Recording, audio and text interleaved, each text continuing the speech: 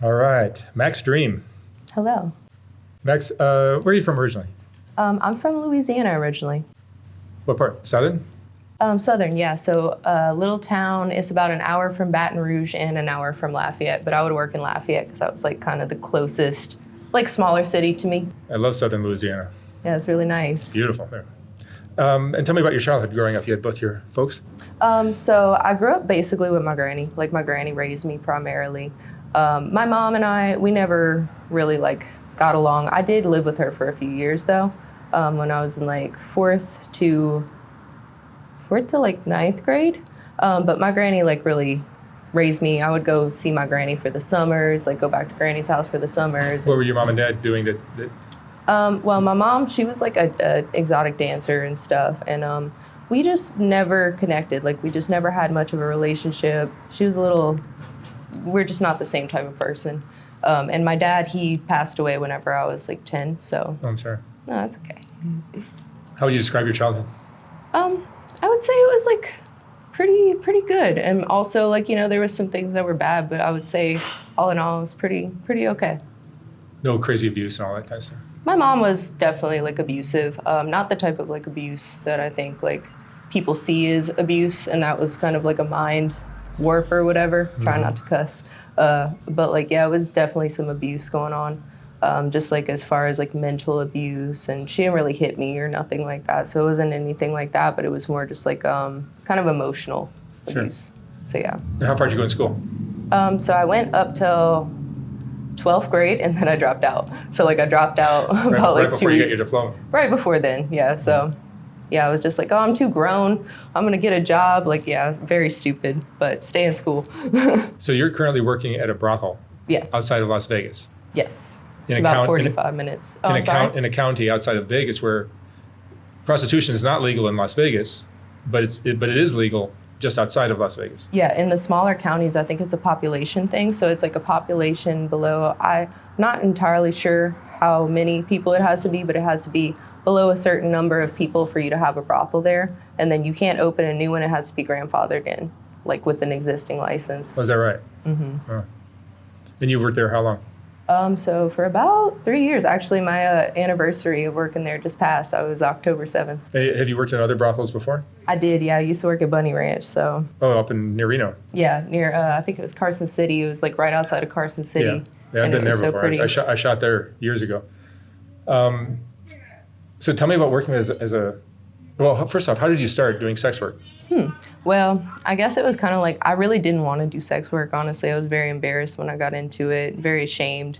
And I ended up like having to be an exotic dancer to pay my bills. And I had like a big issue with that because my mom was an exotic dancer. So I just thought like she was mean because of that. Like I thought that was what made her like this unpleasant person. And come to find out it wasn't, because like a lot of the ladies who do that type of work are very nice, some of the nicest people I've met. But I was real ashamed, and then I went strip at the local strip club, and everybody I knew came see me naked, like all my bosses and like old friends and stuff, so that was interesting. And I just got like real embarrassed, and I kind of let it like take me down a very like dark path. I got into drugs and everything, and so like at a certain point I was embarrassed, and I was like, I gotta go away, like where people don't know me. And so I decided to jump in my car and drive to Northern Nevada to work at the Bunny Ranch. Before that, though, let me back up. Before that, I had like definitely taken a couple clients outside of the strip club, because like every night people would be like, oh, I'll give you $1,000, come home with me. And if you didn't, like word would get around the club. And when you weren't new anymore, it was like you wouldn't make money, because like it was just so expected. Like no one said that they did it, but all the pretty girls did it. Like everybody did it. Yeah, I find it interesting how so many people don't understand that strip clubs, to my experience, are just fronts for. I agree. Yeah, I agree. There's these back rooms, and there's also a phone number you can give out, and you meet a girl. Mm-hmm. I mean, I've been propositioned so many times at these clubs. Not that I go a lot, but when I was looking for girls to photograph for my first book, you go to these places and they're asking you if you want to have sex in the back room. It's true. And if I thought you're this not was a strip, about it, I thought this was a strip club. It's a whorehouse, basically. yeah, if you're not about it too, like then you're just like outcast. Like if you're a girl who doesn't want to do it, because I used to be so stupid. I used to be like, oh no, I don't have sex for money. Like I'm sure there are exceptions. So somebody's going to say, oh no, this club doesn't do that. And yeah, I'm sure there's some clubs that are run right, or they try to run them right, I think. But yeah, I don't know. It gets through the cracks. Like it just becomes a thing. People are always offering these girls so much money. It kind of gets hard to turn down at a certain point. So. In your experience, girls that do sex work or work in the brothels or strip clubs are doing it because they have kids and they need to support them somehow and they don't have a dad?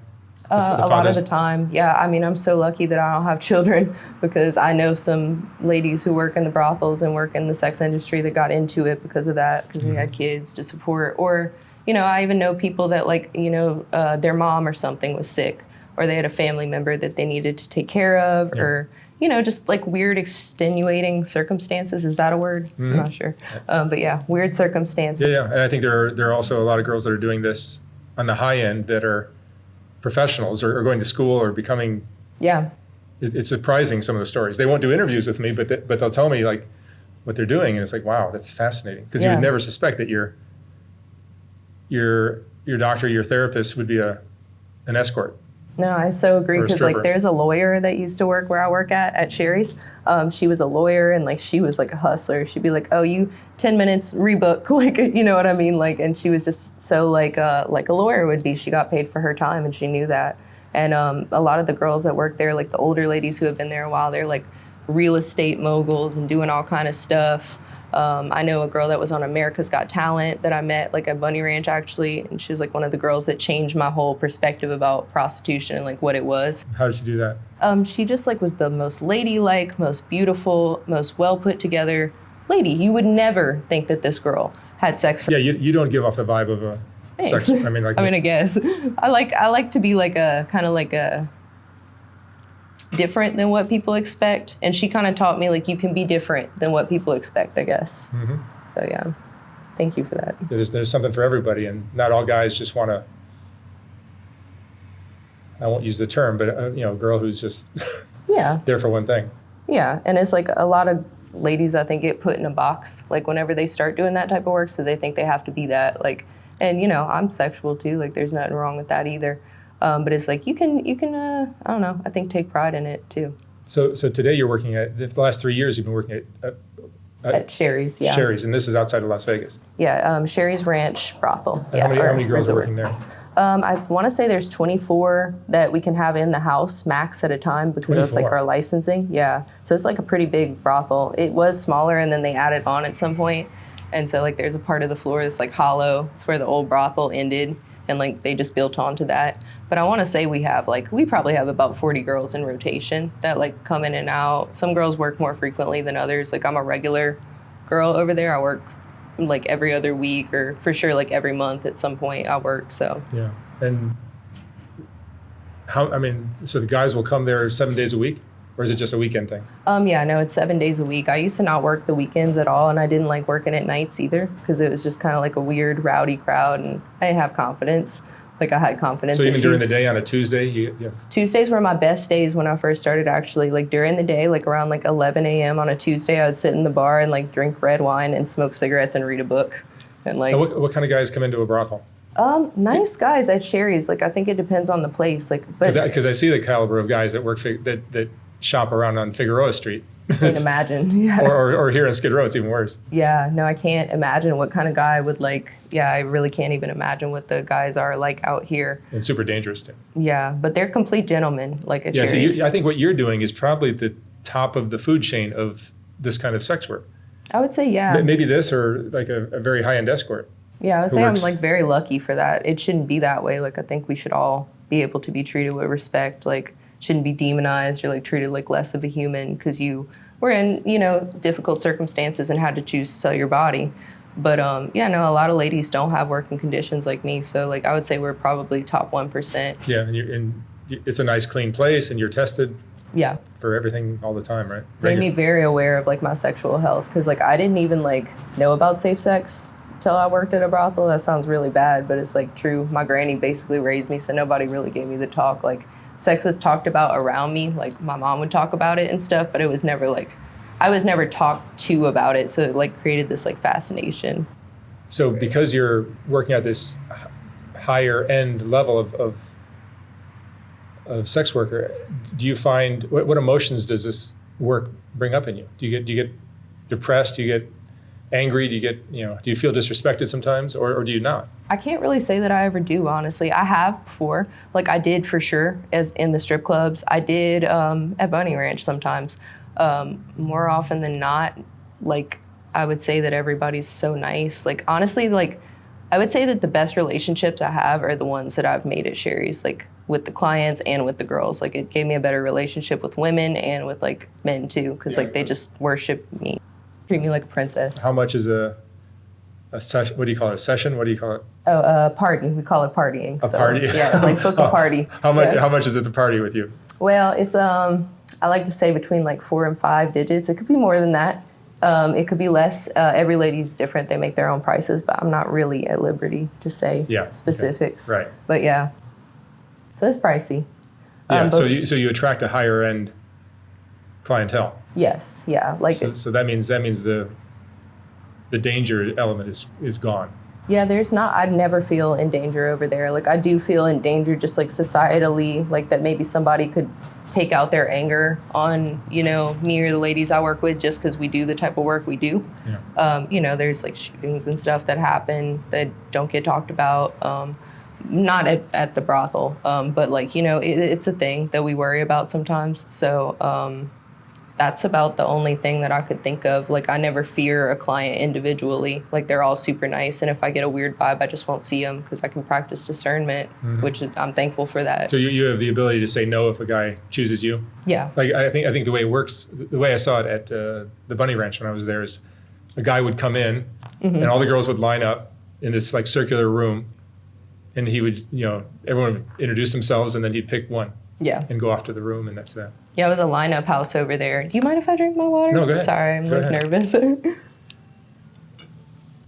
Yeah, it was a lineup house. You have the ability to say no if a guy picks you? Yeah, so like if you don't want to see someone, which I very seldom do, as long as someone's nice, I'm like pretty cool with them.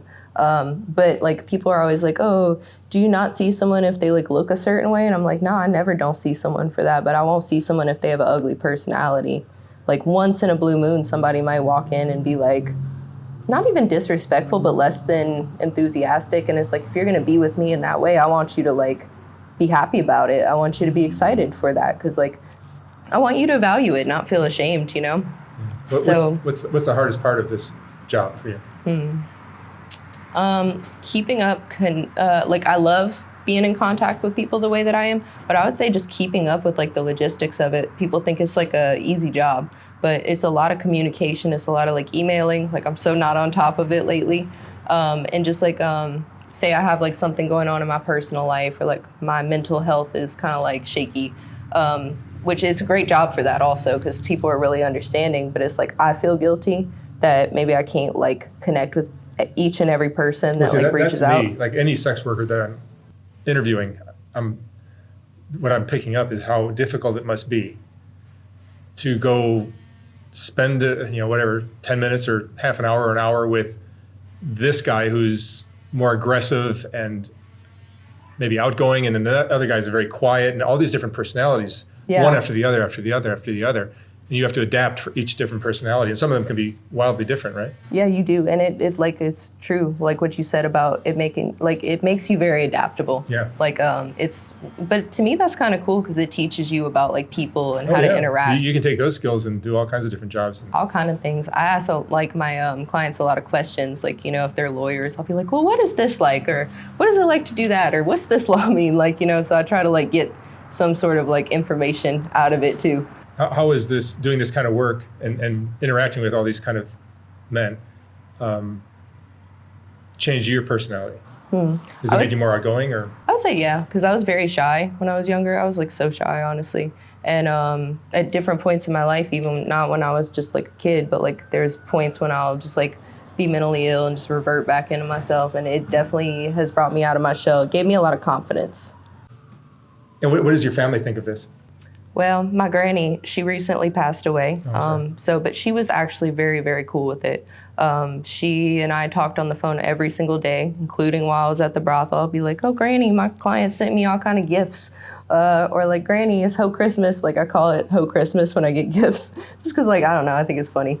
And I like to laugh at myself and, like, my life because it's hilarious. She was always very cool with it. Like, she knew that I was safe and that I was happy, and she knew that it helped me, like, really become sane and get my shit together and, like, be able to comfortably take care of myself. I think when I survived the pandemic on my own, like, she knew that, like, I was okay. And I think that's why, like, maybe the way things worked out that she passed away is because I was finally able to just, like, be self-sufficient and independent, and she knew that I was, like, cared for there. And so she was fine with it. Then one of the nice things about doing your work at this level is you don't have pimps taking your money. No, the house does take 50%, but to me that's like a small price to pay for safety.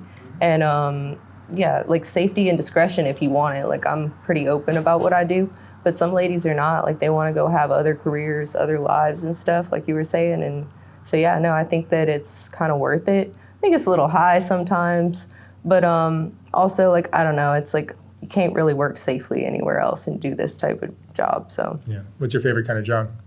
Favorite kind of job, just in general? No, John, trick. Guy. Someone who likes to, like, talk to me. I like to talk to people, like, kind of like, I guess, get to know, like, why people are the way they are, but also, like, someone who is just, like, interested in talking to me. Like, I like to talk to my clients a lot. So anybody like that, really. Do you think prostitution should be legalized? I do. I do think it should be legalized, because I think that there's so many women, like, in every community and every place in the country and the world that, like, have to sell their body, and it's like they're demonized after that, and it's like they're outcast and marginalized, but they weren't really welcome in society anyways because of their circumstances, and I think it's really messed up.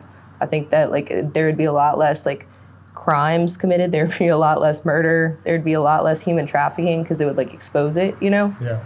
And I just think that it would save people's lives, honestly. Oh, I'm sure it would, yeah. Definitely saved my life, and a lot of ladies, like, where I work would say that too.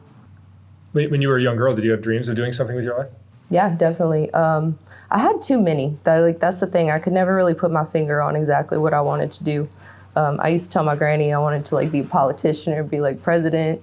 I was a makeup artist, which I had dreamed of being when I was a kid, which was cool. But I did that when I was kind of young, and I wasn't, like, stable enough in my life to, like, really I got embarrassed because, like, my life circumstances were kind of, not the best. And I was a little unstable, like, with just, my transportation, things like that. And so, like, it was just hard for me to, like, keep myself together. And at a certain point, I was like, I'm not worthy to work here. And so I ended up just, like, leaving and having a mental breakdown and was in a mental hospital, all that fun stuff. So. Do you think that maybe in some ways you're following in your mom's footsteps? I didn't want to. I did everything that I... But, she was a stripper. You became a stripper, and then it led to this. She was an escort, too, whenever I was young, apparently, because my granny raised me. So, like, my granny told me that. And I even apologized to her because, like, that was kind of told to me. And then, of course, I'm a stupid little kid, and I was, like, shamed her about it. And I apologized to her. I was like, I'm really sorry if I ever shamed you for, like, telling your body, like, there's nothing wrong with that. But, we're different for different reasons, but yeah, no, we're almost twins for one, and we're almost, like, exactly the same person, but it's like we have a different heart. Like, that's what my granny would say, is just like, I'm a lot more, like, soft-hearted, I guess. But yeah, no, it's ironic because it was everything that I, like, didn't want to become, but it's like everybody that I ever had the audacity to, like, judge, I ended up, like, walking in their shoes, maybe as, like, a lesson or something. And so do you feel any shame about what you do? No. Not at all? Not at all, no. I feel like I give love, and I feel like there's nothing wrong with that. And these people give me love, too. So it's like, the only thing I feel ashamed about is that I have better situations to work in than, like, every other woman who has to do this type of work. But yeah, no, I really don't. I don't feel like I do anything manipulative or wrong in any way. Right. Have you been in love before? I have. I feel like I fall in love really frequently, and I fall in love, like, really hard and fast. So I can say, like, I pretty much love everybody, which is weird. But, and maybe that's a cliche answer. But I love my clients. Like, I truly, like, can say that I love them. Because the caliber is a little more I love high them. end. There's probably a chance that you actually might I do. connect with somebody, right? I do. I connect with them. I love them. I was really happy to go back to the brothel after my granny died, because like the support that I don't have like anywhere else in my life, like I got at the brothel. I got so many people reach out to me and like be like, Max, you know, I'm sorry to hear that. No one else reached out to me like from like, say like my hometown really. They might have like reached out to me on the low or whatever, but like no one really like, I don't know, was there for me in the way like the girls at the brothel were, and like the clients too. Like they're just so sweet. So I love them. I really do. I've had a couple like boyfriends that I love, but it never really worked out. Is it hard meeting guys outside of this circle that you're in? Well, I don't really try because to. of the work you do? I mean, I don't really try to, but I wouldn't say it is. I would say that actually like my love life improved once I started doing sex work. It's almost like I think there's a fascination among men, all kinds of men, with girls that do what you do. Yeah, it is. It's almost like a novelty, but then they may not want to admit it, but they're fascinated with the wild girl that's doing this crazy thing that's forbidden and wrong and judged, you know, harshly, like, but they're fascinated by it. It is, yeah, it is kind of fascinating. So I was fascinated by it too. Like I was like kind of drawn to it. You're more desirable because of this. Yeah, no, I agree with that, because like it's almost like we're like a novelty, but then it's like almost like they expect me personally. I can't speak for everybody else, but like me personally, they expect me to be wilder than I am, because I'm pretty vanilla. I'm actually like very boring. I dress like a boy a lot of the time. I'm like, you know, just not really like a super sexual person unless I'm like, you know, being at work and being sexual. I'm actually celibate outside of the brothel. Like I don't have sex at all. Yeah. Wow. And I can imagine that one of these guys, if he has the ability to accept your life, it could be a really beautiful relationship. Yeah, I have had like... that's a hard ask. It is a hard ask, but I don't know. I don't think it is though, because like if I love somebody, like for no reason, they give me nothing. Like they don't give me money. They're not making sure that I'm supported the way my clients are. Like my clients show me they love me by like making sure that they invest in my interests. They buy me things so I can learn things. You know, anything I want to learn, like I'll put it on my wish list, or say I want to do this or that. Like my clients will get me that because they want to see me develop my skills and like get into things that I'm interested in and like see me grow as a person. Yes, your story about your clients is such a drastic, extreme difference from what I see with the girls on Figueroa. It's so different. Who are picking up these guys that are just like creeps. Just trash, yeah. Just creeps that you wouldn't trust any female to step in the car with. Yeah, cowardly. I mean, I hate to say that. Like, well, they're going to come for me, but like, whatever. They're unstable. They're dangerous. They are dangerous. It's just like, I'm horrified to see. And they're in normal like life. Like that's the thing that freaks me out about it, is that they're like people that are integrated in society. Like these women are not allowed to be part of society, but these depraved individuals are, who would go and hurt a woman or go and pay a woman $30 for a blowjob. Like how sad, you know what I mean? But these are the people that go home to their wives. I don't know, the people at the brothel, they're, at least at Sherry's and specifically, they're so much different. They're so much different, and it's like really crazy to see like the range that there is out there. Is this kind of work for like, can any girl do it, or do you have to be a special kind of woman to do it? I mean, I think anyone could do it. I didn't want to do it. I definitely wasn't the type of girl that would have thought that I would end up doing this. I was real shy. I didn't like even have sex with the lights on before I started working at a brothel. Wow. Yeah, I was like real shy, which is stupid, but yeah. Now I'm like more comfortable with myself and just people in general. But yeah, no, I think anyone could do it. I was in marching band. I was like a complete nerd, still am. So yeah, I think anyone could do it if they were in circumstances that kind of like required that. Cause like I did kind of have to get pushed into it, like by like just like life getting too much. And the money is good? Yeah, the money is amazing. Yeah, so that it would be hard for you to just walk away from this, right? It would be, yeah. I can't imagine like not having home money. Getting a job at Nordstrom's. Yeah, it would be difficult. I did work at Dillard's whenever I was younger, and I liked it, but when I worked at Mac. But yeah, it would be super difficult. Nowhere would ever like compare. Like it just wouldn't be the same. And also I like it too, so like that'd be difficult to leave behind, like my sense of like family that I have over there. And rather than saying it impedes your, hurts your life in some way, it actually seems to boost your self-esteem and make you feel good about yourself. And it has, yeah, it definitely has. I think it definitely depends on like where you do it, because you mentioned mental health a little bit earlier. Yeah. I mean, how has this job impacted that? I think it's significantly improved it. So like, for instance, where I work at now, when I started there, I had shaved my head and like gotten like kind of overweight. Like I had gained a bunch of weight very rapidly because my mental health was in a bad place. And so I just cut off all my hair. And like, I don't know, I just kind of like morphed into a person that I didn't recognize because I guess I was trying to like, I don't know what I was trying to do. I just wasn't really all the way sane. I couldn't really talk. And I was just trying to like, maybe show people like to like back up or like not like look at me like that, you know? Because like, you know, there have been situations when I wasn't respected and like I wasn't treated well, you know, even just in life, not just in the sex industry, you know what I mean?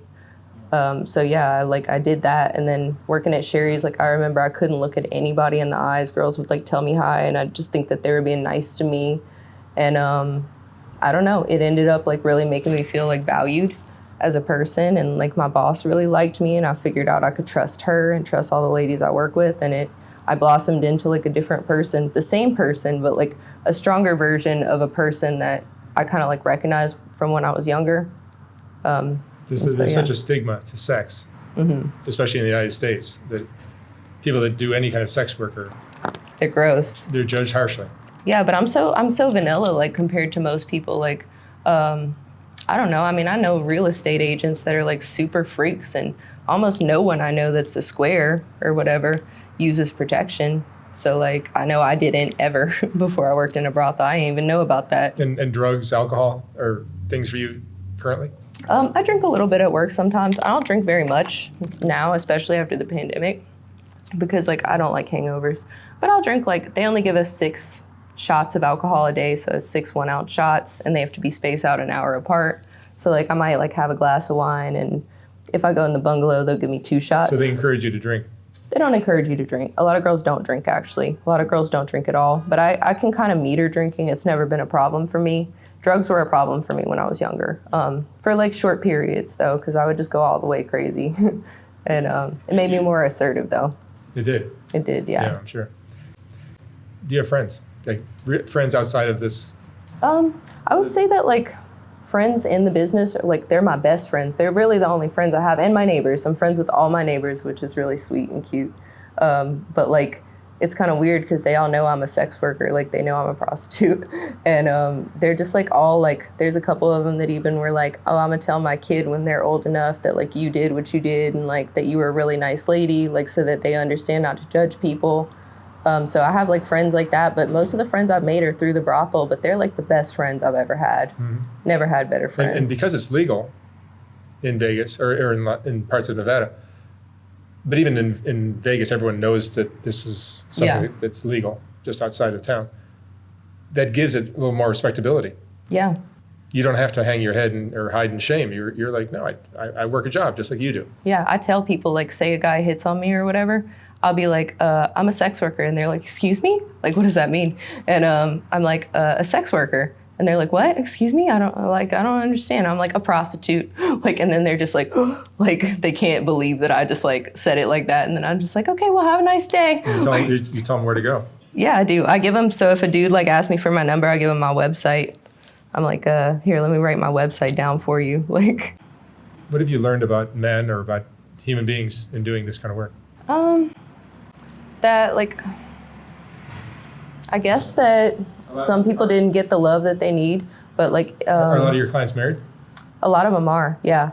I learned a lot about human beings, and I learned a lot about like women, that like women, I don't know, a lot of women are like mean to each other, but where I work, they're not. Like they're all friends. They genuinely like don't talk about each other. You've never seen like a better working environment anywhere, like even restaurant industry, any job. And so it's like I've learned... At the Bunny Ranch as well? I wouldn't say that, no. So I would say it was kind of Sherry's brutal. has this nice group then. Yeah, I think it's because Dina, our madam, she's a lady and she runs it, and she just don't put up with no BS. Like she don't put up with no drama. She doesn't want that. She doesn't cultivate an environment of like girls attack each other and fight for my entertainment, like the way maybe some places would. What advice would you give to a young lady who's thinking about doing something like this? Because what you're doing is a very different world than most of the girls I interview. I would say if you're going to do it at a safe legal place if you can get to one. Make sure that you take care of your sexual health. Always, never compromise on that. And always keep yourself safe, because there are people out there that are looking to hurt women who are in vulnerable situations. But also, if you do it all the way and don't be ashamed of it, because I think that that's what keeps women in the industry for too long, is that they get ashamed of it. Their life doesn't look how they expected it to look, or they feel like they failed in some way. And then they're like, I'm a prostitute, so I'm going to do all these bad things that are cast onto me, basically, all these things that I thought about prostitution. And then it just like, it kind of destroys them. So just don't let it be like that. Like, if you're going to do it with pride. Like, be grateful that you can do it, and have a plan, save your money. That's what I would say. Do you have any regrets in your life? Yes. You painted a pretty rosy picture of your life. It's not rosy. It's not rosy at all. But I don't have many regrets, though. I have a couple, but and I can't really say that they're regrets, because honestly, like, I'm very blessed for my life. Like, I love my life. I can't believe I'm here doing this interview right now. It's like kind of a weird dream come true for me. But I can say that, like, maybe my regret would be that I moved out of my granny's house a little too early. But I think that every kid did that, and I don't really think it would have made that much of a difference. But it just like kind of, once I moved out, she got like sick, because she had cancer whenever I was like, when I dropped out of high school, I think. And I just like moved out too early, and I should have stayed with her for at least those next few months or whatever. And so I just trying to be too grown. That was like a regret of mine. And being mean to myself. Treating everybody else with so much kindness, and then just being so mean to myself and so hard on myself. Like, and I'm just like, why? I should have loved myself. You should always be your like own biggest fan and like your best supporter and advocate. And I didn't treat myself like that. So that's my regret. Is female attractiveness a commodity? Oh, I would say yes. Yes, definitely. Because the way you get treated, for instance, when I gained weight, I was treated like a completely different person. My sex is like a survival skill for me, but not so much sex, like attractiveness is a survival skill for me. But I think it is kind of for everybody. It's like, it's a woman's natural resource if she doesn't have anything else, she has attractiveness, and that's like how you're picked, is like, oh, like, am I going to marry a rich man and like hope he'll take care of me? Well, if I'm pretty, then I can get a dude that's like rich, and like, that's so normal. Or I can get a better job because I'm pretty, and like it's a thing. Like, pretty privilege is a thing, and so yeah, the more attractive you are, the better opportunities you have. And I struggle with this sometimes. I'll try to think that I don't operate that way. Yeah, I'm above that. Everybody does. But then I try not to be like that. I love people. I love all people. Yeah, I mean, I'm human. Yeah. And there's certain things that are more attractive to a man than others, and that's just very true. I feel myself a lot more now than like when I was bigger. Like, I didn't identify with that, and I missed being treated the way that I get treated, like, as I look now. Like, so you're happier. Yeah. With your physical appearance now. I am, but I'm also happy with like my mentality now too, because like, I was pretty when I was younger. I didn't feel like I was. And the mental health also shows itself physically. Yeah, for sure. You can look at you when you walk in the door, and you can tell that this is somebody who's happy and healthy. Yeah. Well, thanks. Yeah. I mean, I'm not like, my whole life is not rosy. Like, I have problems just like anybody else. Probably a lot of the same problems that like these women who work on Figueroa have, to some extent, or I have at some point. Like, that's how I even got into it. Have you ever had any really special clients who have really treated you nicely? Yeah, honestly, they're all special. Like, I mean, I have like the most romantic, loving, make me feel special experiences I've ever had were with clients. I had this one client, he was a sci-fi author, and he really helped me so much. He didn't even want to have sex either. We'd go on like picnics to the waterfall. This was like up at Bunny Ranch. We'd do out dates. And like, he ended up like helping me move my cats across the country, all kind of stuff. And, I had this one client, he set up this picnic in the park for me. Guys are softies. Yeah, no, they're sweet. Like, they're real sweet. And even like people that don't spend a lot of money, they're really special. They'll bring me like gift cards or like, little sweet things. Like, or they'll email me and be like, oh my God, you made such a difference in my life. Just like really appreciate me as a person. It helps me appreciate myself. But like, as far as like big spenders, I've had some. Like, I've definitely had some like amazingly generous people, but I really want to get my wife for a week package, like someone to come in and book that. And that's like when you just book like the whole week, and it is expensive. It's like what would that be like? Yes, yeah, it'd be like six. No, it'd be like 5 figures. No, it'd be 6 figures. Yeah, it'd be 6 figures. So someone, and you're their wife for a week. Basically, yeah, as much as I can be. And then you're out the door. Yeah, I I mean, I'll still talk to them. I keep in touch with everybody that I see. Like, they're my real friends. What advice would you give to a girl who doesn't have anything to do with sex work? Just a regular girl, a square. Just in general? Just in general, in terms of like self-esteem, self-worth as a female, attractiveness, all these things that we just kind of talked about. I would say, let me think about that for just a second. I mean, you seem to have learned a lot about this world. I have. Not just the sex world, but just also just people existing as a woman in today's society. Yeah, I would say, you know, be yourself, and, you know, always make sure that you don't do anything that's like out of character, because I think that that's the type of things that you have to feel guilty for. So it's like, don't do things that are like, and when I say out of character, I mean like, don't, like, say someone does you something ugly. Don't go and like get that dirt on your hands. Like, you know, protect your heart. Like, that's the one thing that you have. Like, be pure, not as in like, oh, I don't have sex, I'm holier than everybody else. Not like, protect your sexual health, but also like really protect your heart, because like nobody can ever take that away from you if you have a beautiful heart. And that's a million times more important than having a beautiful exterior.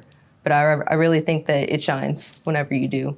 And that is a thing that matters as well, maybe more than anything else. That's great.